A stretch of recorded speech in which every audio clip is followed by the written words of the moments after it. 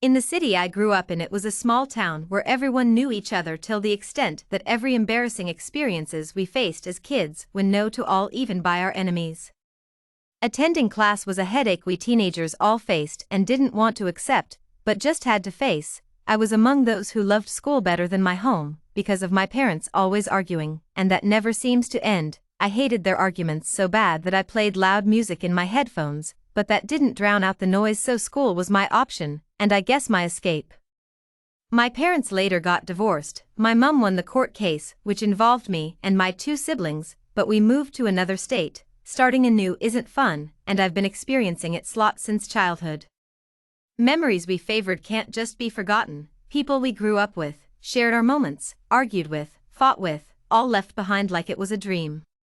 In the new town it was different, strangers minding their own business, but looking at you like you were an alien, so fascinating to look at. I kept to myself most times cause I loved the quiet environment, breathing in fresh air, and imagining how to tackle my next obstruction, which is how to live in a new place. My mom was already an archived woman, so she didn't find it hard, but started a food company in the new town which was booming by the was. A lot of people came by because of the quality and attraction. It was popular among the young generation, heirs and well-to-do people. Third year of high school was fast approaching, and we were expected to attend school every day for self-study and further explanation if need be. I never ignored my classmates if asked questions about studies, because two heads were better than one, and self-study progressed gradually. Then suddenly the unexpected happened. It all went dark. People who were afraid of the dark screamed, and those who were overjoyed that learning ended were happy. Students are hard to handle to begin with, but in the dark it was worse. Our school was not well-to-do, but candles were better than nothing, and that's how we were evacuated by our teachers before walking in groups to protect ourselves on our way home. It was dark, so dark we only heard noises, but couldn't see our faces clearly or our surroundings. At last we all made it home, but we didn't expect that was the beginning of the unexpected. We all thought it was a temporary thing, but we didn't know it was everywhere. It was like a disease we couldn't accept, but had to because we had no choice. My siblings were home early and my mum reached after I did, and we lit our candles to give light to our environment, because we didn't have a generator, which we finally found use for. The next morning it was aired on the radio that this was a power outage with no solution. Our era was not developed to solve our problem, but we were safe. People sought out this period to loot, rob and cause chaos instead of looking for a solution.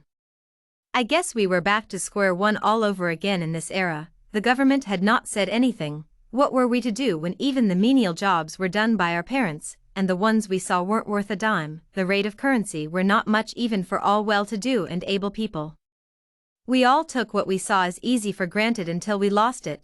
Most people had never washed clothes with their hands before, but they had to now. Eating out even when poor was another thing we all did then. Now stealing was how there could get by. Most times a particular area had no food, and there had to search the next. Food was not our only need, and as the first child with no choice but to get supplies for my family. My mum was already in her prime, so she wasn't an option to go out and get supplies. Being the only man of the house, I set a lot of protection around our house to keep us safe, because the looting and robbery were not only stores now but houses. There were now taking advantage of the weak, and were not even ashamed. Shameless they were, but also dangerous. That's why precautions was needed. Radio needed batteries to keep us informed, and we had a lot from the store. People went for food, I went for food and daily needs. The next news we heard on the radio was the government had a location to provide shelter for everyone nearby and made more in different states. But with the robbing also came kidnapping, and even rape was included no matter what age, so we had to be extremely careful, everyone included.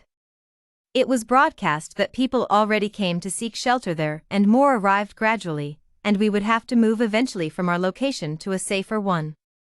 My mum took the role of comforting my siblings, and so far she did a good job, keep them distracted but sane, making them aware, and providing safety precautions. I guess the saying mothers know best isn't just for show.